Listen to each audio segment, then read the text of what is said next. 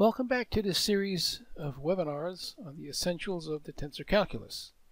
We're going to begin part 4 with a quick review of what was important from parts 1 to 3.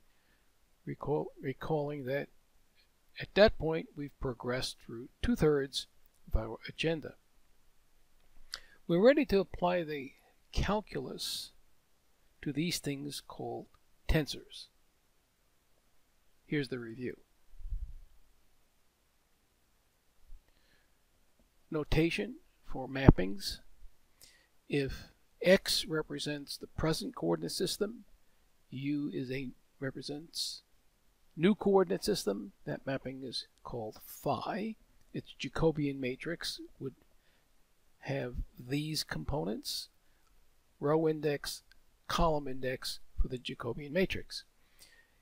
The inverse transformation means you have new coordinates, you plug them into these expressions, and you calculate what the original coordinates were. That mapping is the inverse, phi inverse. It's Jacobian matrix represented this way: row index, column index. These two matrices are matrix inverses. The kth column of this Jacobian matrix is a natural tangent vector, natural meaning it's not normalized. The row of this Jacobian matrix is a gradient vector.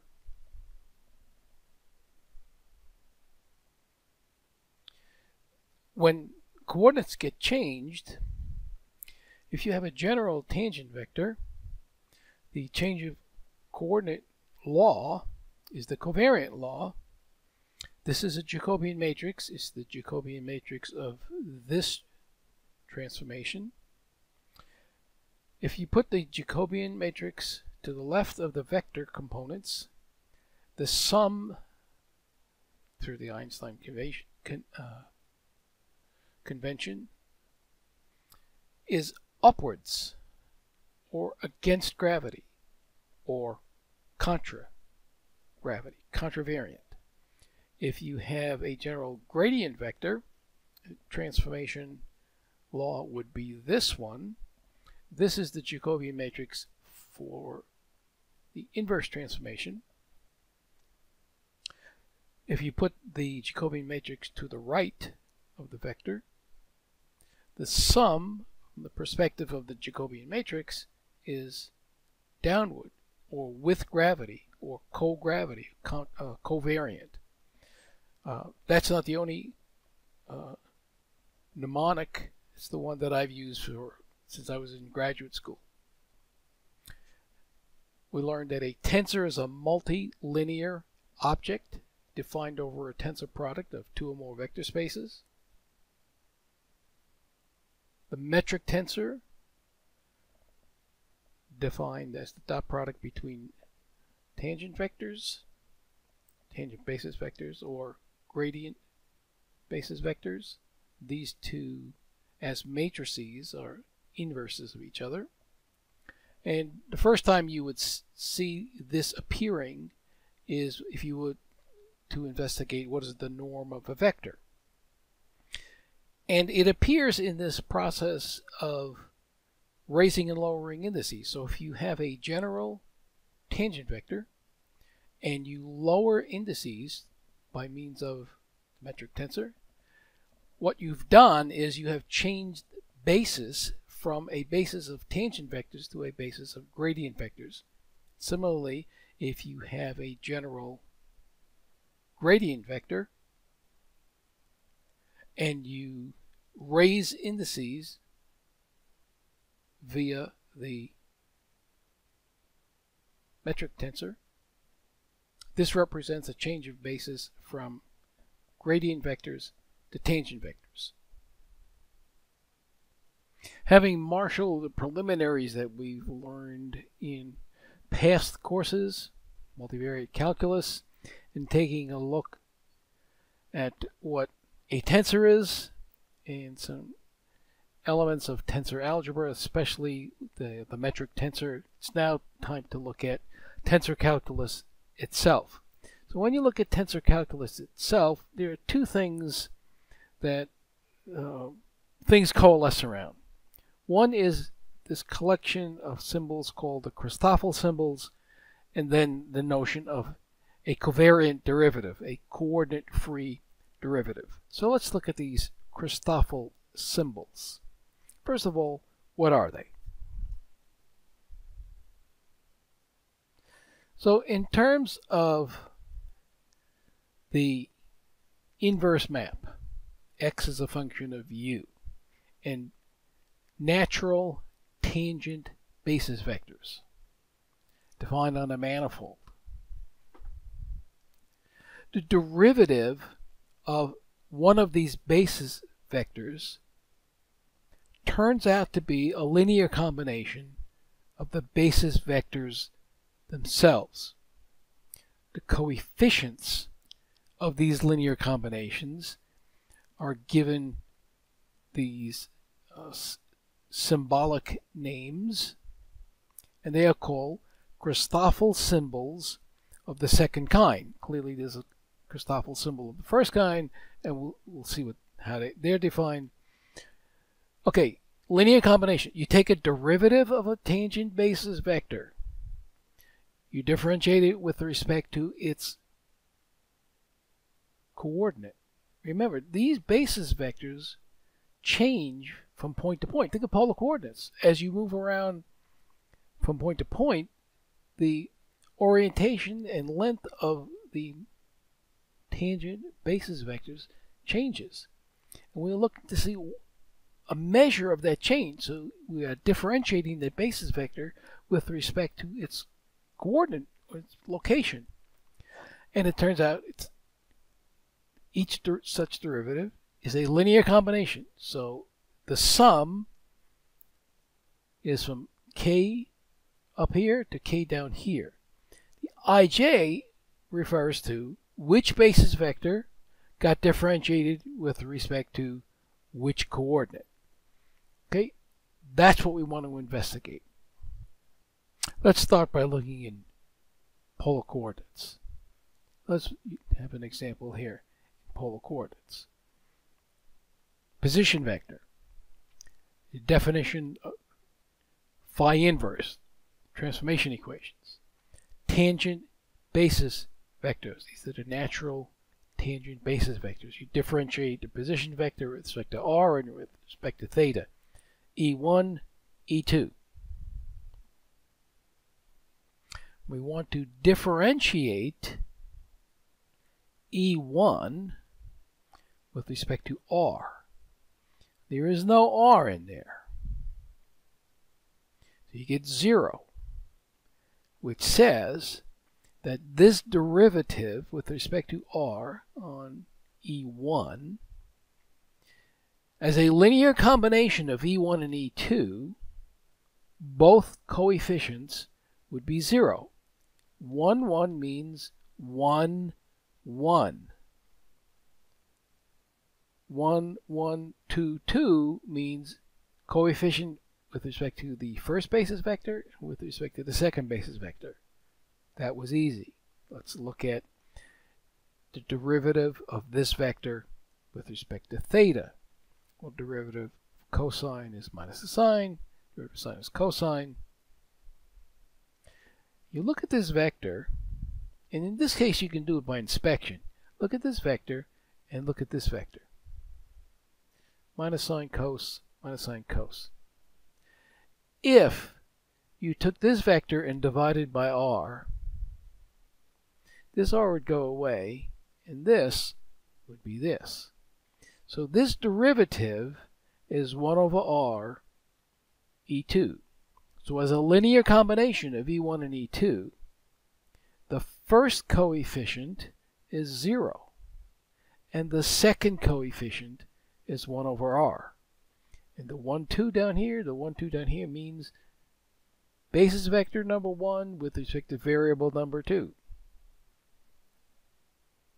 Now let's look at the derivative of this vector with respect to r. Well, that's easy. The r is out front. You get minus sine cosine. we've just done this same inspection, this vector we ended up with as a derivative is 1 over r e2, just like it was up here. So as a linear combination, there is no component along e1. There is only a 1 over r component along e2, and you notice these lower subscripts, 2, 1, 2, 1, means second vector differentiated with respect to the first variable. And finally, differentiate e2 with respect to theta. So you're going to have r on the outside. Derivative of sine is cosine, and the minus survives, and derivative of cosine is minus the sine. And so if you look at cos sine, take out the minus, that's e1. So this derivative is minus r times e1. So it's a linear combination of e1 and e2. There is no e2, so this gamma 2 is 0. But the first one is minus r, and the 2, 2 means second vector with differentiated with respect to second coordinate. Now this would be a painful way to find Christoffel symbols, so there are formulas. I will show you some of the formulas that you would find in a textbook.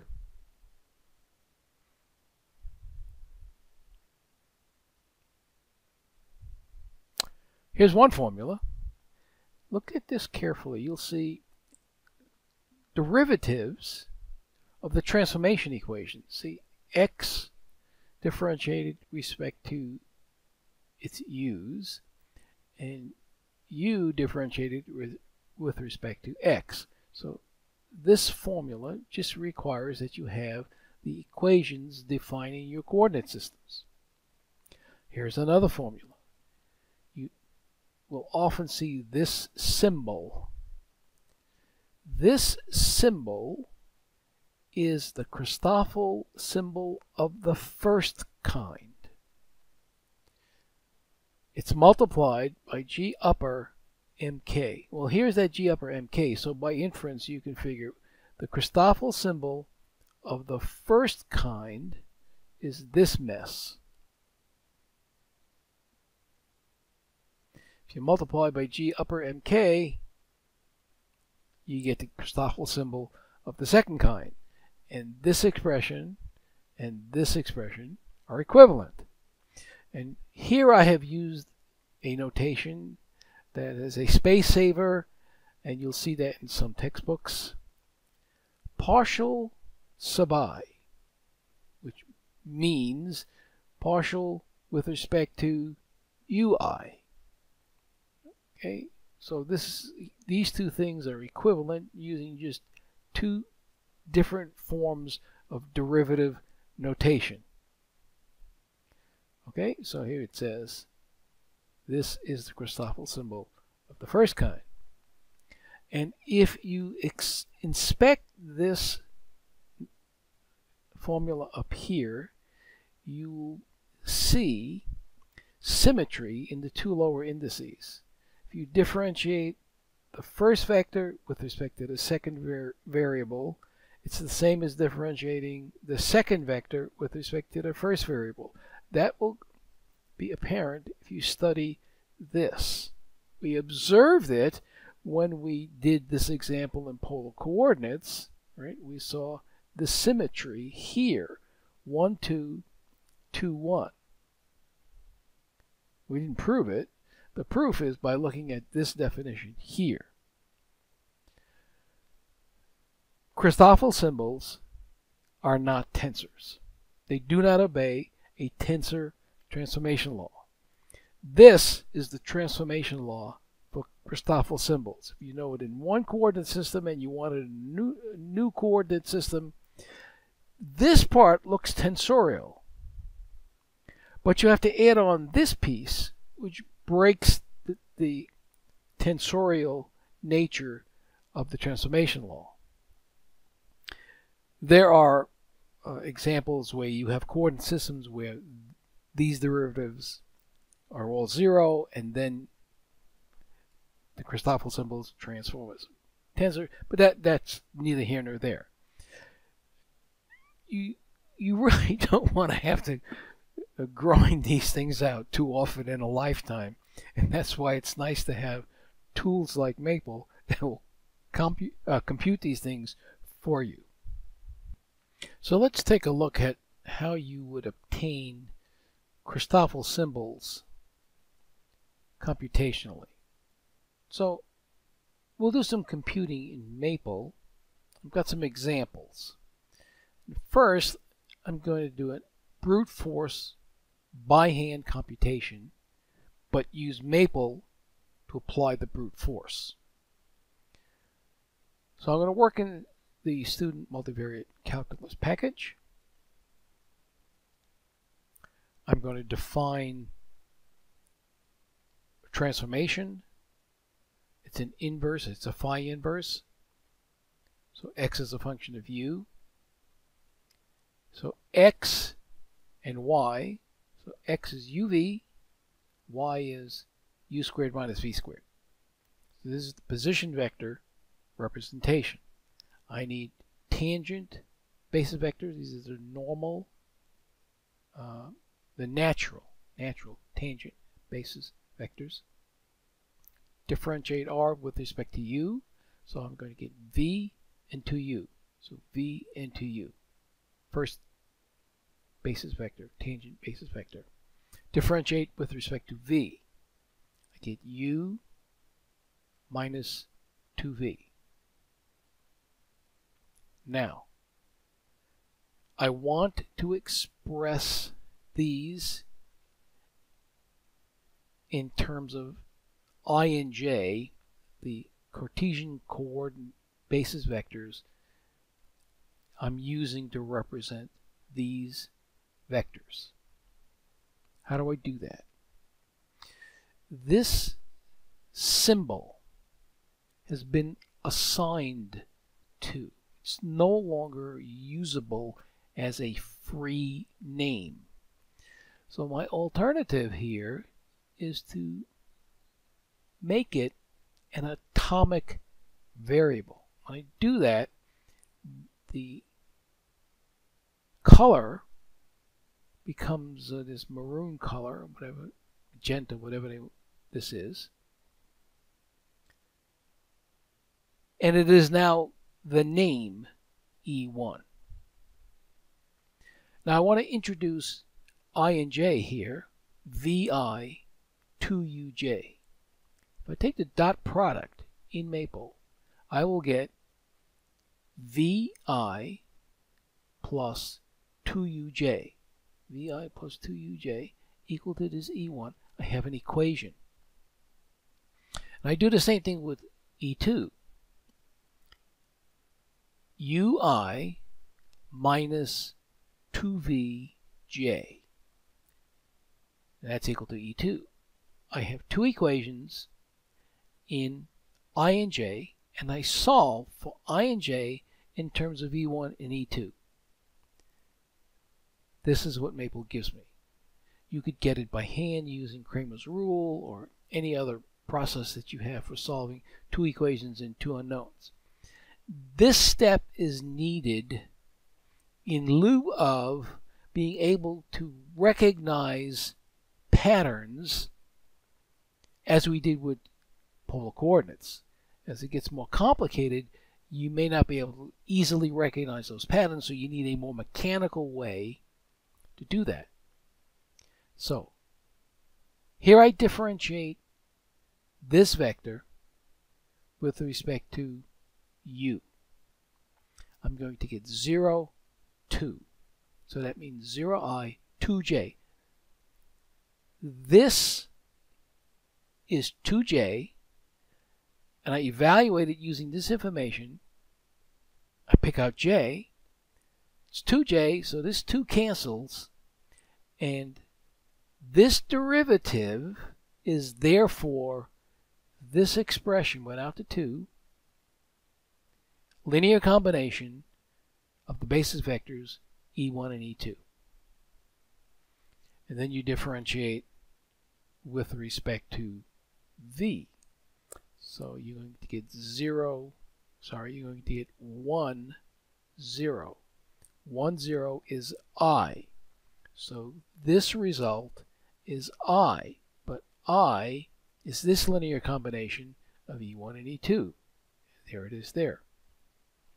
Then you differentiate E2 with respect to U. 1, 0. That's I. So this result and this result are the same. And finally, you differentiate this vector with respect to V. 0, negative 2. 0, negative 2j. So you're going to pick out just j. You have a minus sign. These twos cancel. And so this part of it is right here. And that pattern recognition would be difficult. And here it shows here that it's not an easy thing to pick that stuff out visually. And that's why you need a more mechanical way to see what the linear combination of the basis vectors turn out to be. So let's write that in terms of Christoffel symbols. So if you differentiate E1 with respect to U, that's the first independent variable. You get a linear combination of E1 and E2. That's it, E1 and E2. Linear combination of E1 and E2. Now what are the coefficients in that linear combination? Well, U over the sum of squares minus V over the sum of squares. This coefficient is gamma. The 1, 1 on the bottom means 1 here and 1 here. The 1 on the top means that goes with the first basis vector. 1, 1 tells you which vector got differentiated with respect to which variable. And the 2 on the top tells you which basis vector this is the coefficient of. And so there is its coefficient.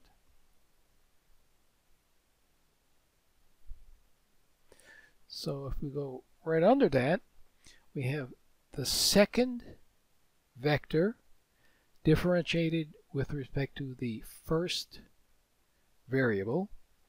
So that's 2, 1 as indices on the bottom of the Christoffel symbol. The 1 on the top tells you which basis vectors it is a coefficient for. So you look here and you see V over the sum of squares is that Christoffel symbol, and the 2 on the top tells you it is the coefficient of the second basis vector, so that's U over the sum of squares. If you come on this side,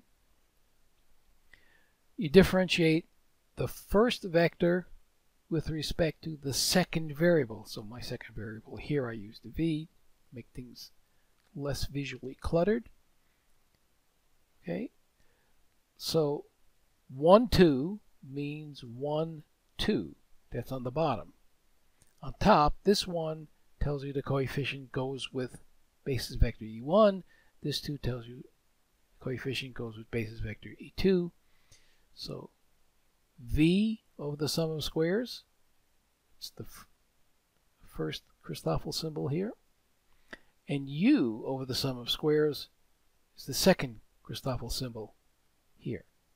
And finally, you go down here, it's derivative of the second basis vector with respect to the second variable. See, V here was easier to write than U2.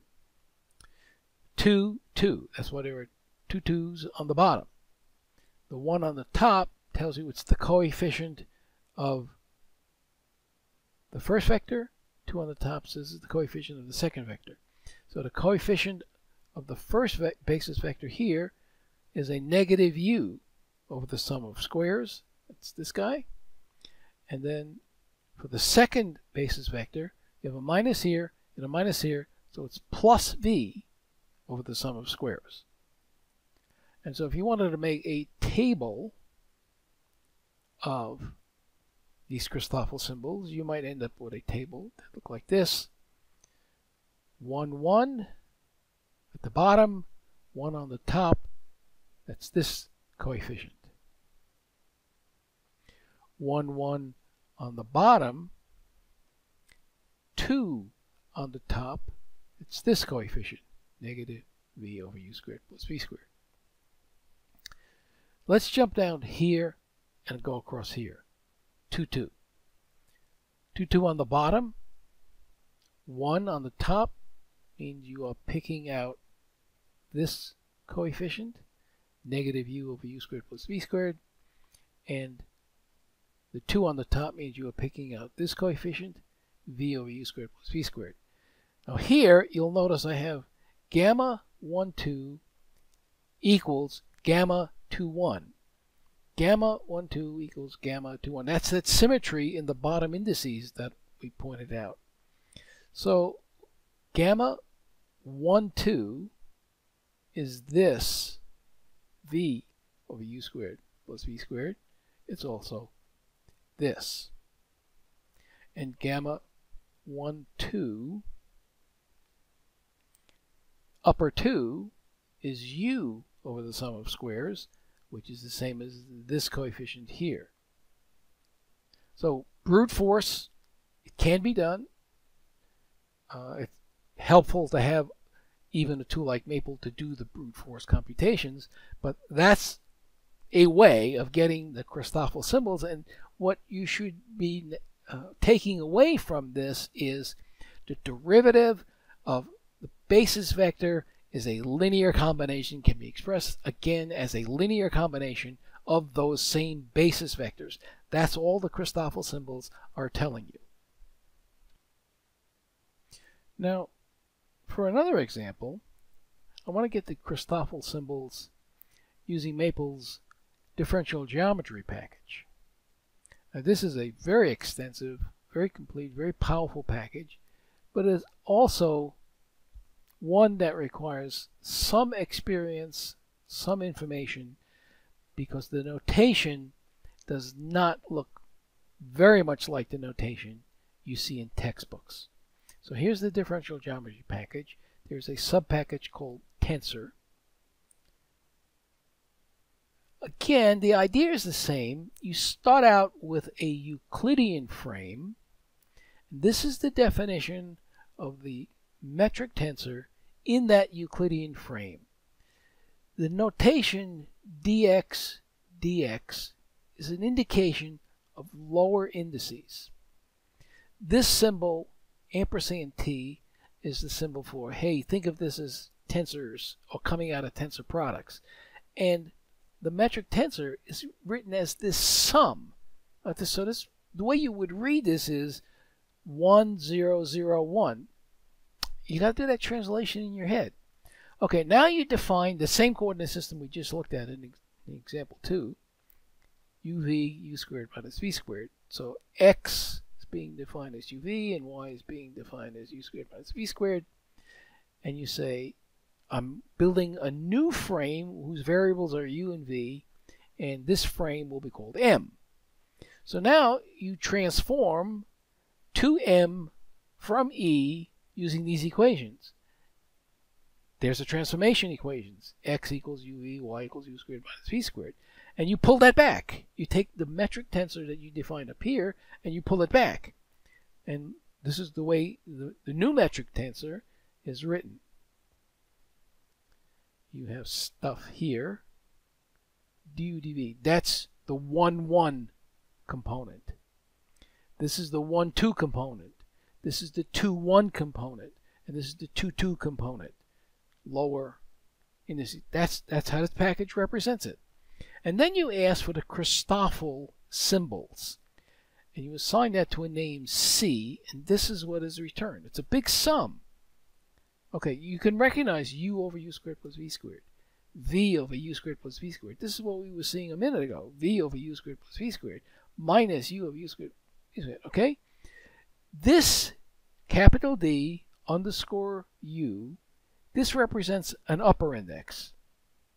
and these represent the lower indices. So this is upper 1, lower 1, 1. Upper 1, lower 1, 2. All right, so these expressions are exactly what we got before, but in a way where if we had used this initially and said, oh yeah, we're going to do our computations in this differential geometry package, you wouldn't know what's the regular notation, what's the maple notation, what does this stuff mean. So that's why I've got this here as an example after I've done what you would see in a textbook. Well, here's another thing you can do in Maple. You can interrogate C for presentation in a different way. And what Maple now tells you is these are the connection coefficients. That's what the Christoffel symbols are called. They are called the connection coefficients. It tells you how on a manifold one tangent space is connected to a neighboring tangent space. Think of a basketball, your two-dimensional manifold. It's a curved manifold. Tangent space is a little piece of cardboard touching the surface of the basketball. If you move that point of contact ever so slightly, you are tilting and turning that tangent space. The basis vectors in the first tangent space will not align with the basis vectors after you move the point of contact. The Christoffel symbols tell you how the original basis vectors are related to the new basis vectors. That's what the derivative of the basis vectors is all about. And that's why the Christoffel symbols are called connection coefficients, because it tells you how one tangent space is connected to a neighboring tangent space. Okay, name of the space is M. Now, covariant, contravariant. Contravariant is upstairs, covariant downstairs. You got two indices downstairs, one index upstairs. So in this triple, the first one is the upstairs one. The next two are the downstairs ones. Okay, so this is gamma, upper 1, lower 1, 1. That's how you would read this representation produced by, and here, discussion of what I just said, a presentation of what I just said. So this is not the most convenient way to read this stuff, but if you understand it already, you can figure it out, and this is a very powerful package in Maple that will let you do these computations more easily than you can do them by hand. And so if you want to put this information into a format that or compare it to the format we had from example 2, you see that this information here matches what we had already gotten from example 2. Now finally, let's do the same example, but only in the physics package. Let's see what is the difference between doing it in the physics package and doing it in differential geometry package. Okay, so here I've loaded the physics package. There's a setup and telling the package use nice notation, dimension is 2, coordinates UV, and the quiet means don't show output, and differentiation variables are U and V. I want the metric tensor. So I know what the coefficients of the metric tensor are, so I just give them. And we've seen before how to get the metric tensor in the physics package computationally. Since I already know them, I just simply tell the physics package, okay, here is the metric tensor. And I want to display it, it displays. I want the Christoffel symbols. So the command is Christoffel,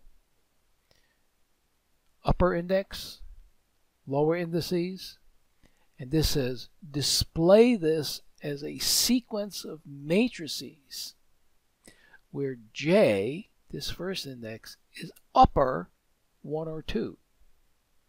So I get two matrices.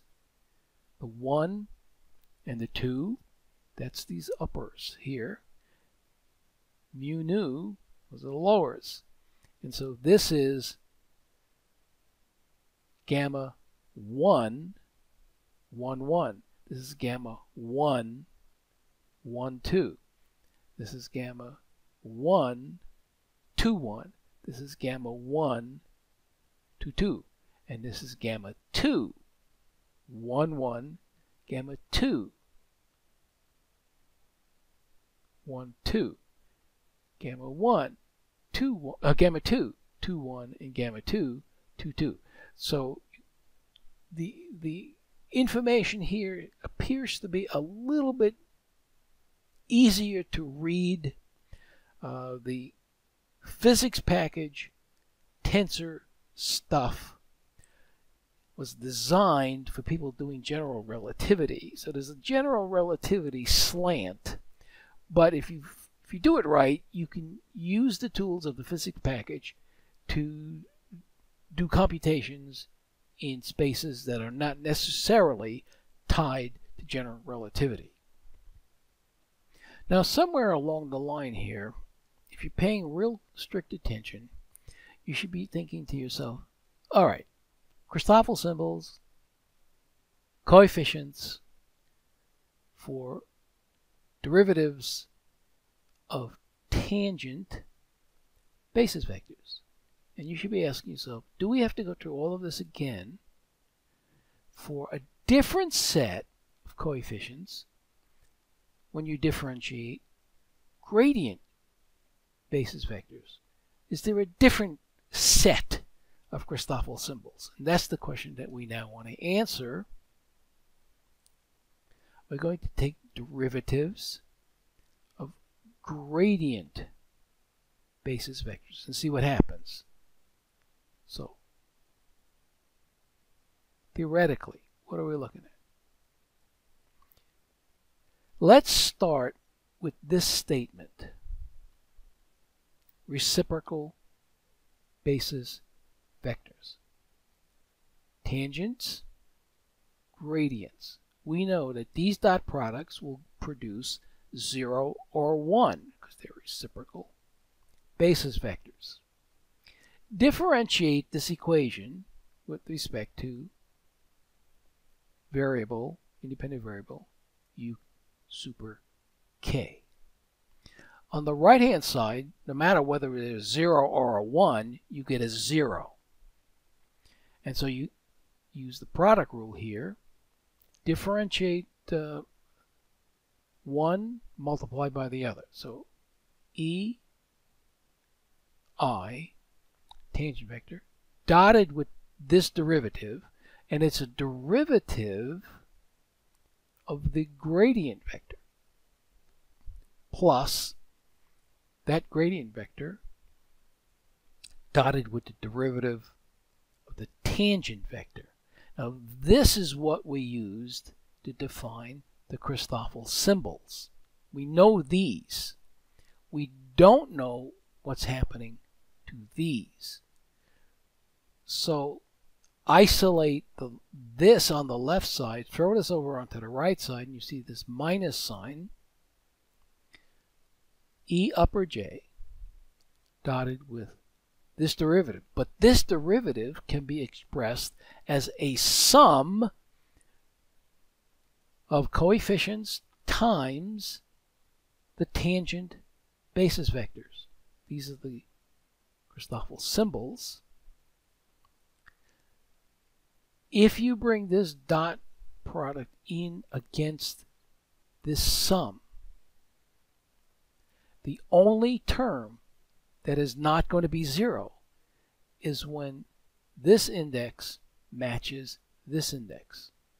So it's just when there's a j, you get a value that's not 0.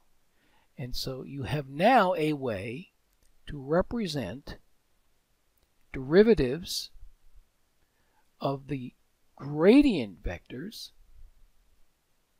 And they turn out to be linear combinations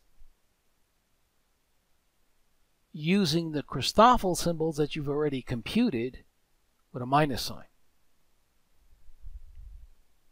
Okay, let's illustrate this. We need an illustration.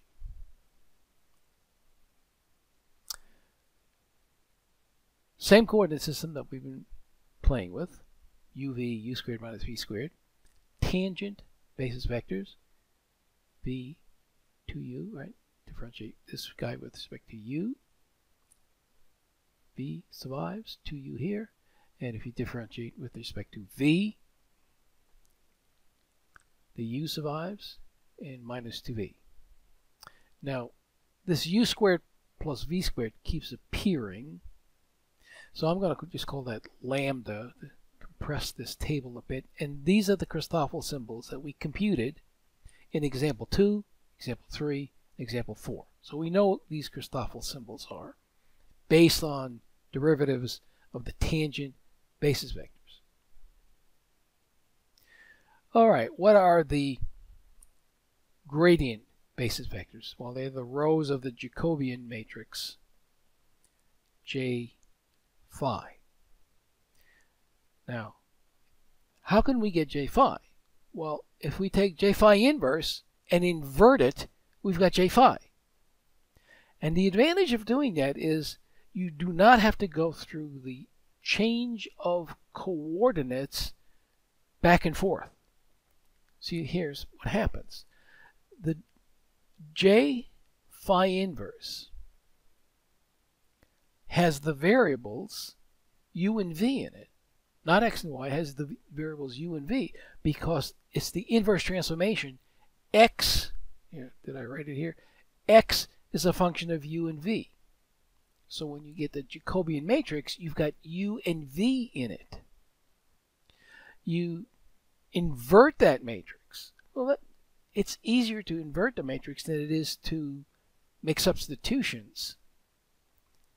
So here's a very quick way to get J phi without having to switch back from x to u. And so this is J phi. Tangent basis vectors. Gradient basis vectors. V u over 2, you take the rows, v u over 2.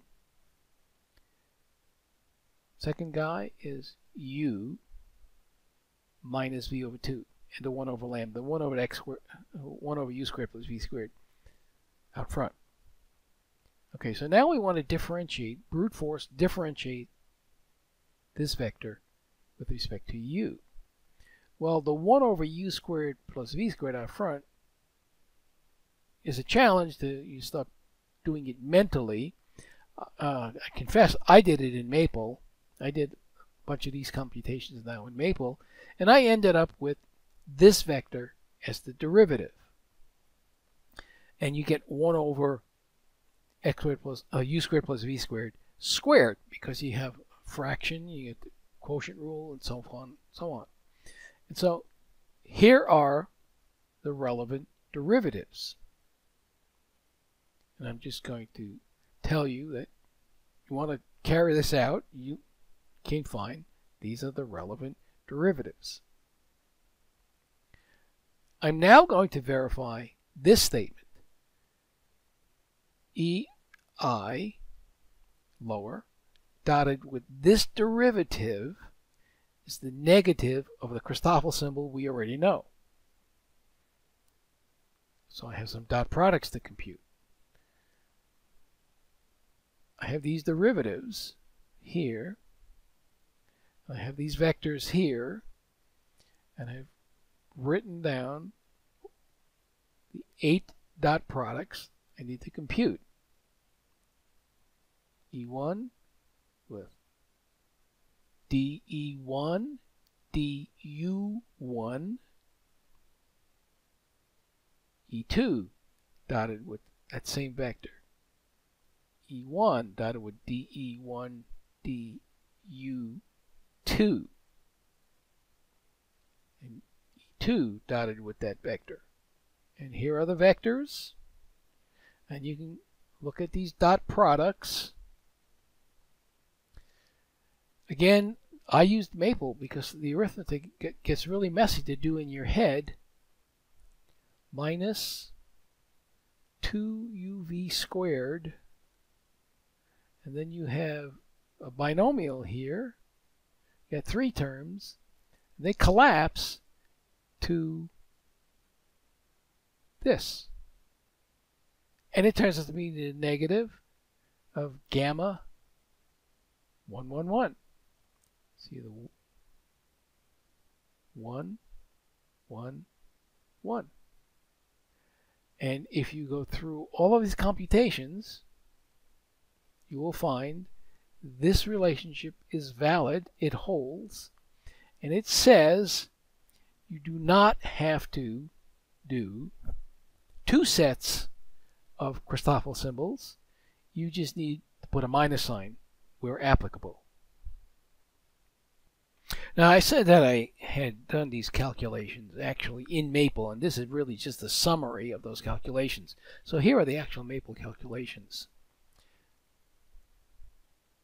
Remember, we're trying to verify that derivatives of the normal vectors, the gradient vectors, are really linear combinations that whose coefficients are the Christoffel symbols that we've already computed with minus signs. So I'm going to work here in the student multivariate calculus package, so I load that. Define the position vector representation for this phi inverse function, right? Because this is x, y as a function of u and v. So this is the phi inverse function. Basis vectors, tangents, differentiate with respect to u and v. We've done that. Okay, so now I want to get the gradient basis vectors.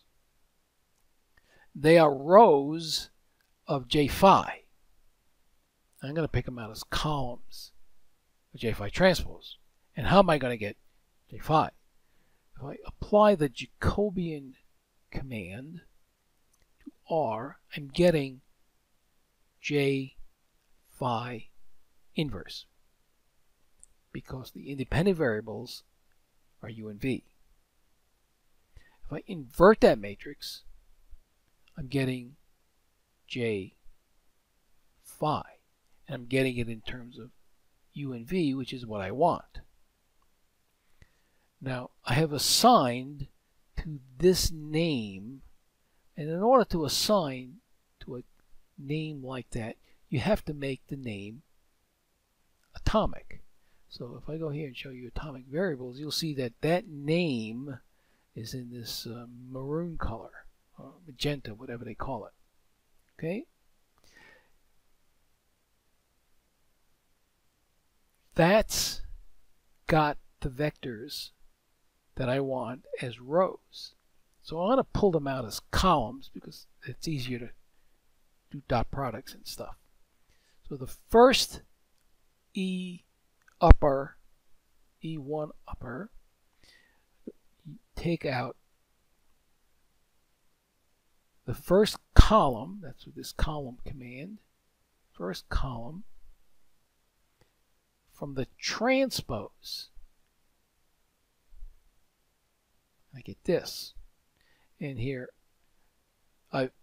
rather than load the linear algebra package, which would then clash with some of the stuff in student multivariate calculus, I just directly access that command, column command, from the linear algebra package. And I do the same thing here for the second. So V2U,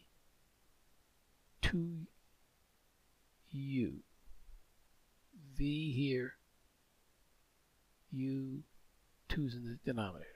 All right, so I've taken the first row, made it a column vector. Second row, column vector. So those are the gradient vectors. I want to differentiate those. And notice I can assign to these symbols because I've made these symbols atomic. So I differentiate this vector with respect to u.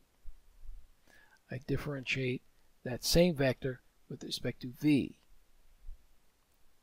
I differentiate the second vector, this one, with respect to u. I differentiate this one with respect to v. And you'll notice it gets messy. Why I used maple. I started doing it with pencil and paper and I realized, wait a minute, I'm going to just get this all wrong. So now I want these dot products. So I can write the dot products using the notation that reflects what I'm doing. These dot products are exactly what you would write down with a pencil and paper. And I can reference these names as they should be. I got these results for the dot products. Are these the negatives of the appropriate Christoffel symbols? And if you look here, you have u over the sum of squares. This one is minus, this one is plus. This one is plus, this one is minus. Go down to the bottom. This one is plus up here. It's minus down here. This one is minus here. It's plus here. In between, plus, plus, minus, minus. And so, yes, indeed, the relationship is correct. And so if you're dealing with gradient vectors, you've got the same set of Christoffel symbols except you put a minus sign. And this way of doing it in Maple is how I got it correct. And by use of atomic variables, I can use a notation that's recognizable, and we don't have intermediates that we have to use a dictionary to use to interpret. So this concludes part 4, in which we took a look at what happens when the calculus process of differentiation is applied to a vector, eventually, or tensor. The last webinar in this series, we will actually obtain the thing called covariant derivative. The materials for parts 1 through 4 will be made available to anyone who contacts me by email and asks. My email address is rlopez@maplesoft.com. rlopez@maplesoft.com. If you already have the material for the earlier parts, you can discard them when you get the files parts 1 through 4. And if you're going to continue participating in the last webinar, it might be useful to obtain these materials and go over them before the final webinar.